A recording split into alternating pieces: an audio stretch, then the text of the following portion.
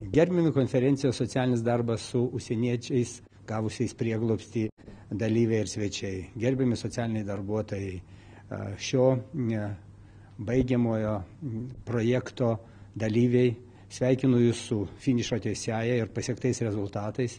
Aišku, kad tai yra pradžia didelio darbo, nors Lietuva nėra tokia pasienio valstybė kaip pietų ES valstybės, į kurias plūsta šiandien daug žmonių iš Afrikos. Bet Lietuva irgi yra pasienio valstybė šiaurėje, į kurią karts nuo karto užplūsta didesnis ar mažesnis kiekis užsieniečių. Todėl socialiniai darbuotojai dirbantys šitą darbą yra kaip tarp dviejų šalių. Pirmiausia, viena vertus, jie turi suprasti, galbūt susišnekėti, gerai būtų mokėti tą kalbą žmonių, kurie atvyko iš kitos šalies, padėti jiems.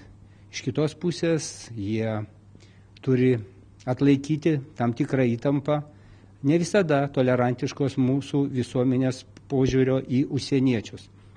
Todėl jūsų darbas labai reikalingas ir ateityje, ko gero, jo prireiks dar daugiau.